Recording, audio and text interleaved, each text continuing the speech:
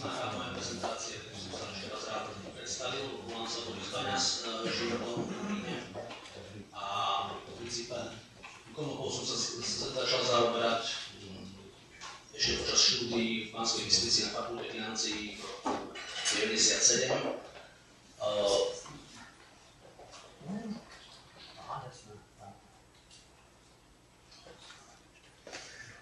V roku 1997 začali sme, celkom táto téma zaujala, že konopa má aj nejaké iné aplikácie, ako to, na ktoré sme boli ako študenti zvyknutí.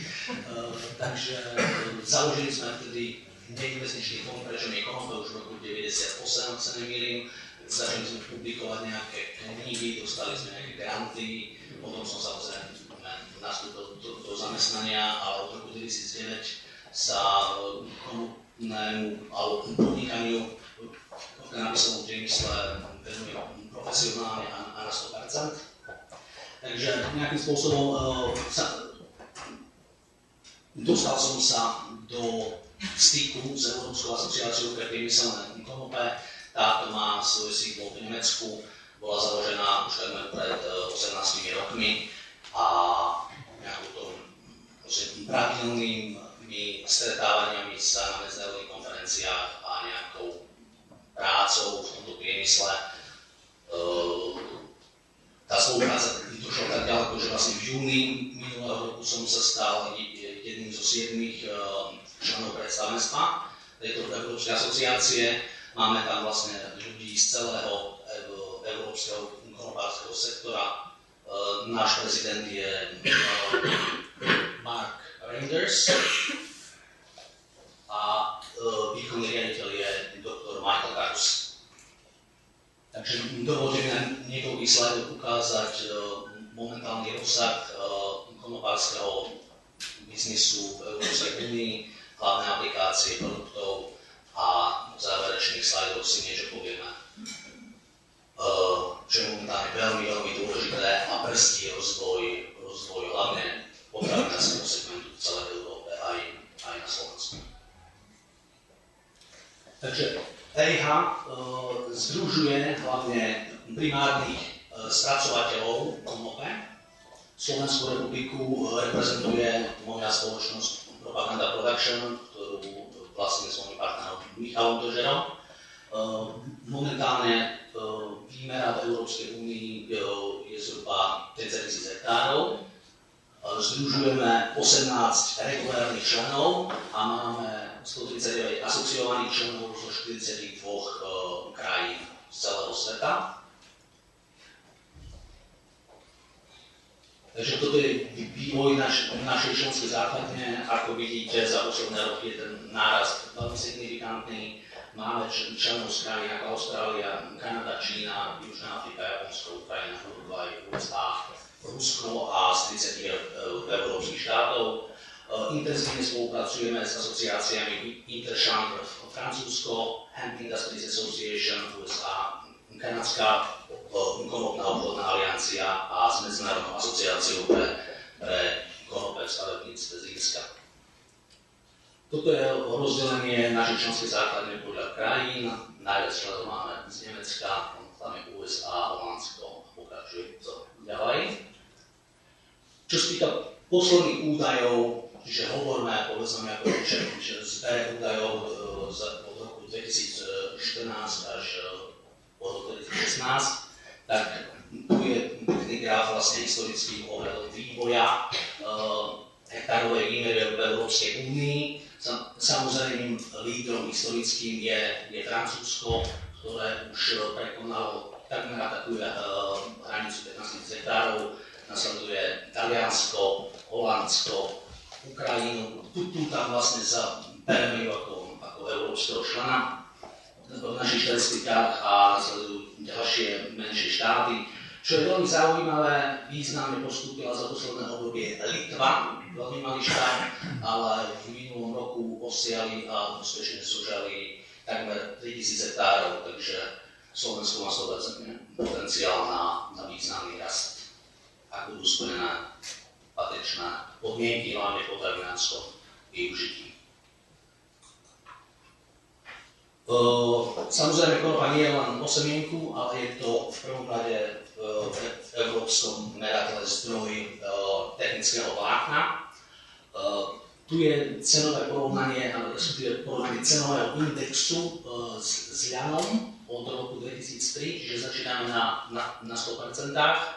Ako vidíte, tá fluktuácia cien, priemerných cien ľanového technického vlákna je podstatne vyššia ako vlákna konopného. Tento nárast v týchto rokoch je vlastne spôsobený skutočnosťou, že v roku 2011 prestali európske dotácie pre spracovateľov technických vlákien v Európe. Takže tým hlavne utrpel segment ľanárskeho priemyslu a konopa sa s tým vedela vysporiadať podstatne jednoduchšie, takže má to svoje miesto v priemysle v Európe, povieme si o tom za chvíľku. Konopné vlákno a vlastne aj naša asociácia sa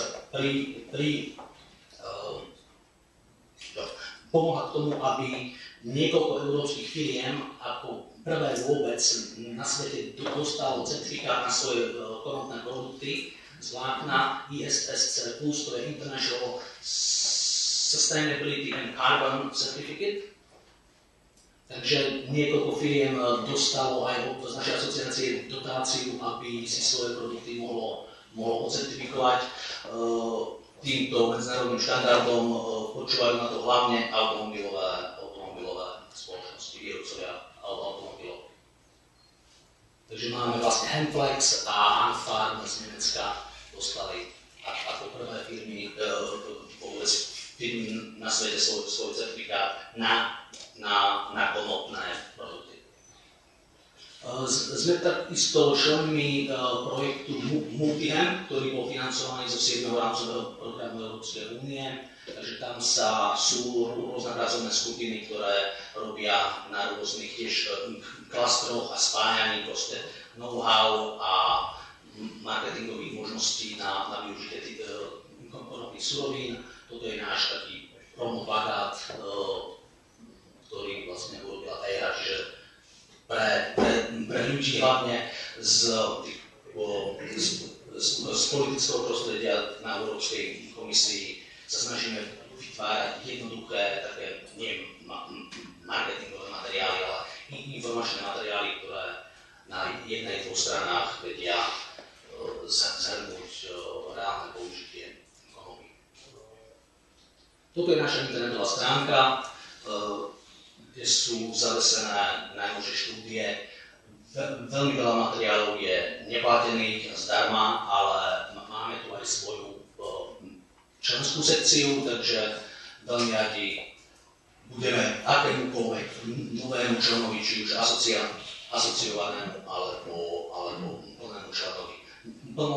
Plní členovia okrem toho, že majú prístup k všetkým materiálom a dátam, majú rovnako otvorené dvere do pracovných skupín a do diskusných fór, ktoré momentálne zahrania asi 6 tém, takže je to veľmi zaujímavé a v princípe priebežne celoročne môžu aktívni členovia prispievať do debaty a k tvorbe určitých bovičných dokumentov, ktoré vytvárame. Jedna taká ukážka je možnosť stiahnutia asi plného reportu ohľadom európskeho konopárskeho priemyslu. Takže čo sa týka našeho zberu dát, tak mám tu niekoľko slajdov. Ako vidíte, je tu porovnanie sú to dáta zbierané v roku 2015, ale sú to dáta za roku 2010 a 2013.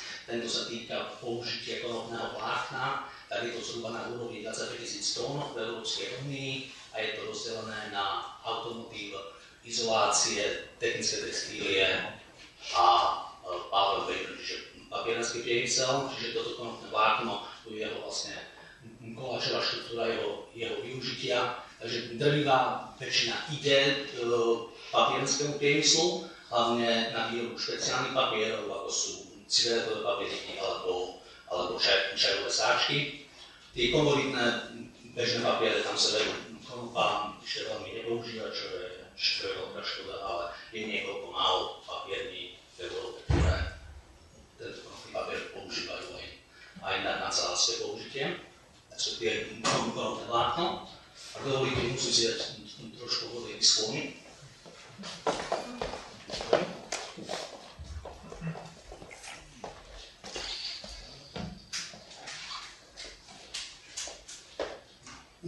Tu máme zobrazené použitie konopného bazderia, ktoré sa vyprodukuje takmer 45 000 tón. Hlavné jeho použitie je v podstielkach pre kone, pre iné hospodárske zvieratá, v stavebníctve a táto časť koláča zrtaná rok rastie, on sa používa ako záhradnícky múč alebo iné minoritné aplikácie, spaľovanie alebo nejaké antifungicídne aplikácie. Vo veci konopných semienok, tak tento segment veru asi má v Európe najväčšiu a pozitívnu dynamiku, ako vidíte, ten nárast od roku 2010 do roku 2013 bol markantný. Myslím, že na základe zberu dát za minulý rok vidíme v Európe, že sa spotrebovalo nejakých 25 000 tón konopného semienka, z čoho polovica tvoria importy hlavne z Číny, surového semienka hlavne pre krmivársky priemysel a pre segment potravín. Čiže Európa ešte nie je sebestačná. A to je to rozdelenie na použitie v olejoch alebo ako potravina, alebo hlavne tento krmivársky segment je ešte stále veľmi silný v Európe.